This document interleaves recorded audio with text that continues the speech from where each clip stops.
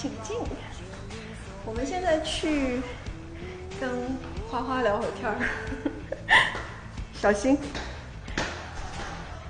这里是我们即将开始的采访现场，声名创造的采访现场。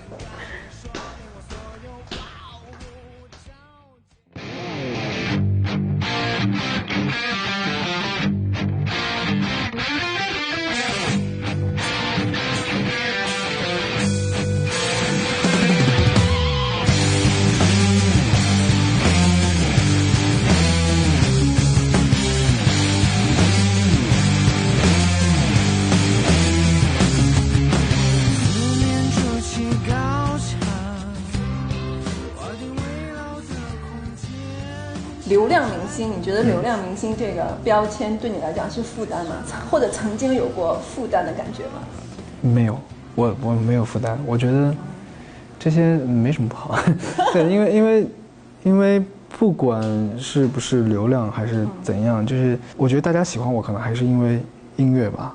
对，所以听我的音乐的人多，那我当然是开心的。至于流量的话，我觉得你能成为一个流量，证明你有某一面一定是很吸引到很多人的。我相信每一个人他们在喜欢你的那一面的时候，一定是觉得那是你有他们没有的东西，或者是他们所追随的一个东西。你突然打开了我对就是这样一类或者你的粉丝的一个重新的认识。我觉得能听懂你的音乐的人，不是一般人。对，因为我觉得你的音乐非常的个人化，就是个人风格很强。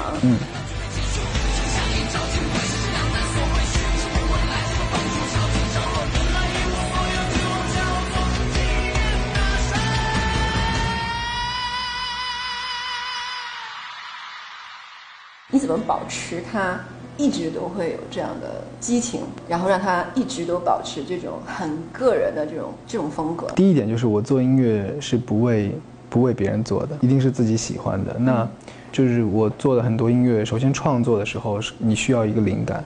那这个灵感呢，你肯定是需要去吸收很多的养分来去给自己创造灵感。那当灵感有了之后呢，你会有一个选择。那这个选择是要建立在审美上的。那这个时候你需要有一个好的审美，你会判断这个旋律它是你想要的审美高度还是不是。但如果是的话呢，你就会把它运用过来。它就像一个影子一样，一首歌的一个主题。那我觉得这个旋律是非常好的，并且它是一个审美高度是在线上的。有了这些之后，一个影子之后，你需要通过理性，就是你的强大的专业知识来去把它给实现，变成一首歌。对，就是如何变成好听的歌。对我来说，能够一直有灵感，其实是因为我每一年接触的事物都不一样，包括人啊，包括我看到的东西啊，都有一些成长。然后那我的灵感一定是会不断的。我自己觉得音乐越来越好，其实是因为我的技术上越来越好之后，我可以把我的旋律的理念可以变得更加的完善或者更好。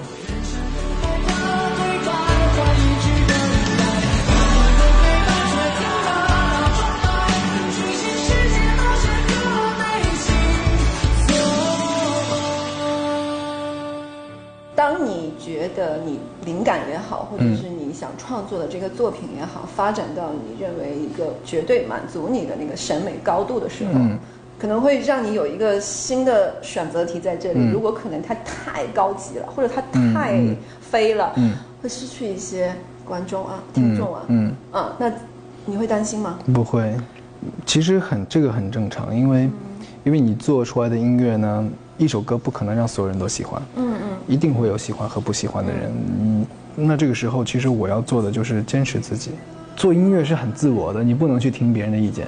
一旦你听了，就证明你妥协了你的初衷，你的旋律，对。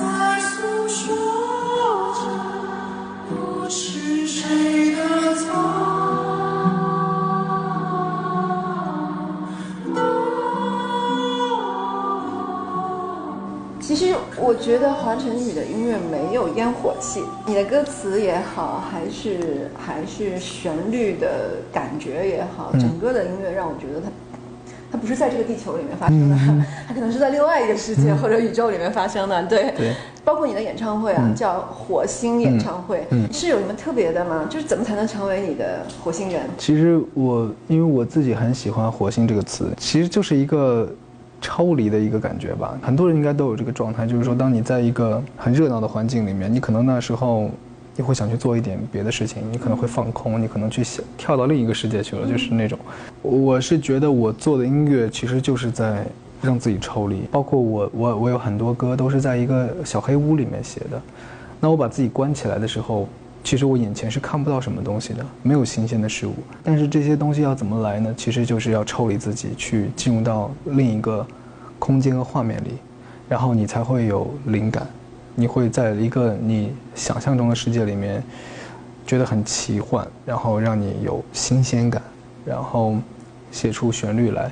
那我的演唱会之所以叫火星，也是因为我觉得我的演唱会会有一种，就是我希望来看我演唱会的观众，他们进来之后会有一种离开地球的感觉，就好像那一瞬间觉得啊，我好像不是在看演唱会，对，我是在另一个世界里面，好像真的就是跟着我一起在另一个音乐的世界里面一样。就是华晨宇的世界和小宇宙是那个样子的，然后一起陪伴你成长的这些粉丝也好，歌迷也好，就他们是懂你的那个小宇宙的，对，可能你的小宇宙跟他们的小宇宙是有同类项的。你觉得会寂寞吗？不会，这个世界只有你一个人感觉。不会，我会很享受，因为孤独是有的，但是我是喜欢孤独的，因为我觉得人需要有一个孤独的状态。哪怕你上班很累了，你一晚上回到家，洗个澡放松的时候，可能那时候你会觉得，有时候你真的就是什么都不想做，你就想一个人孤独的待一会儿，但是那个状态是很好的。感觉好奢侈啊，对很多人来讲。我在创作让自己抽离的时候，那一瞬间是我在去享受一种孤独，其实。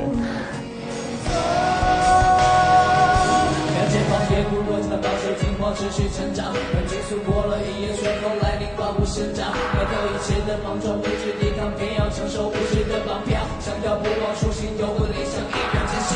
很难过当初预设所有努力做的承诺，却沦为化成风一场空。回头看再次深渊，一路风景做个校正，直到我满意。老天给了我鼓励，从内心倾诉。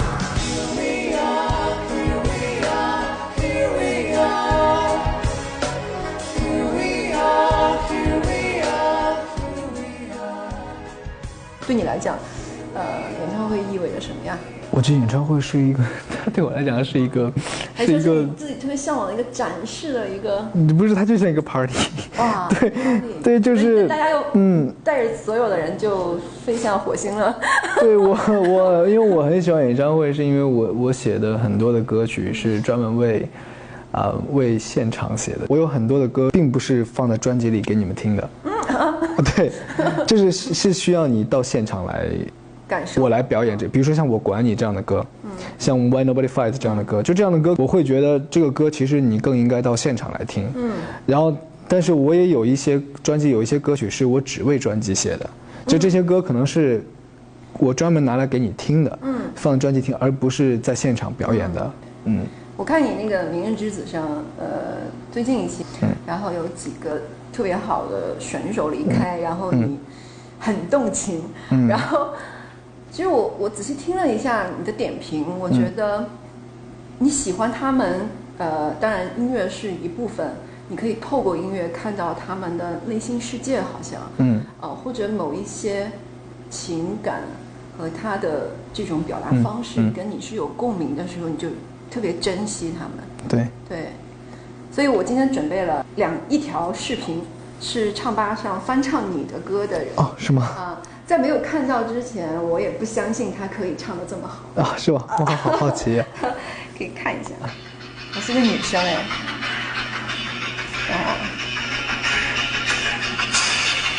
我是个女生。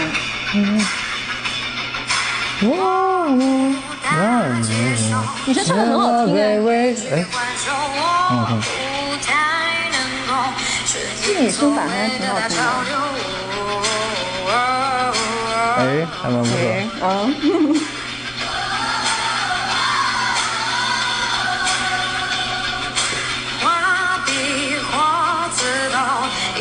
我来帮你拿了。没关系，我拿，没关系。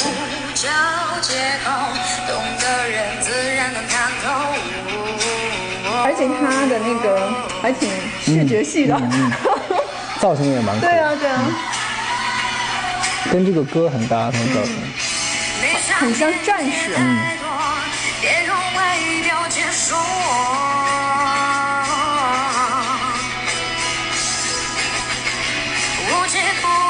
这首歌的现场应该很嗨，很嗨，非常嗨。我觉得你应该穿了那个战衣盔甲的感觉，就像一个外星人来拯救世界的样子。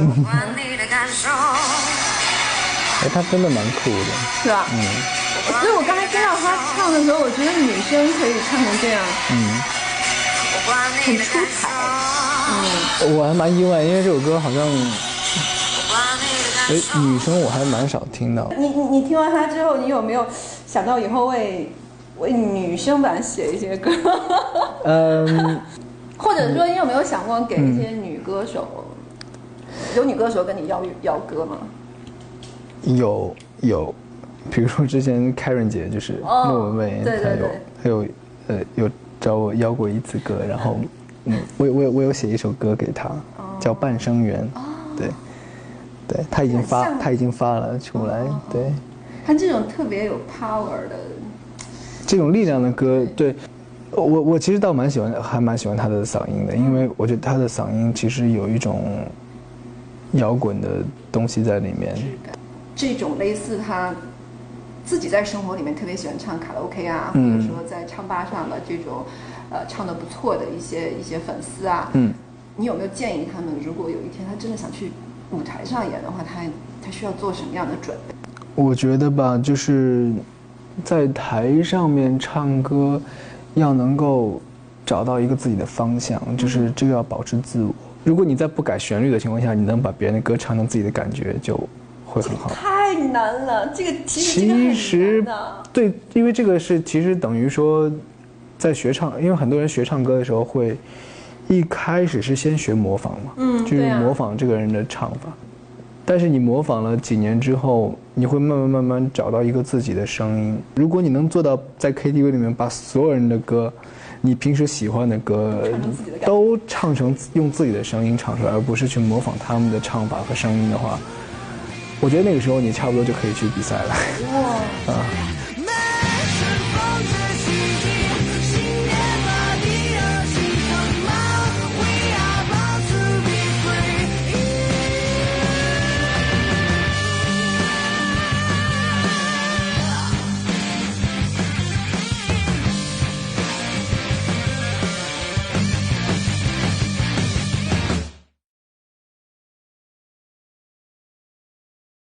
收工了，回家。但是今天花花真的特别开心，其实让我聊得也特别开心。我也是希望花花能够在未来的所有的作品的创作里面都能找到最大的那个自己。结束。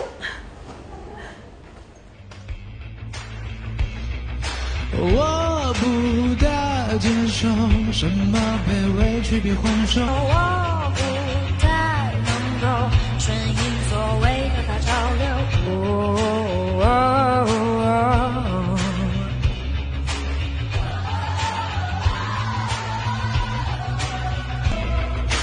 画笔或刺头应该没说明我所有，我不找借口，懂的人自然能看透。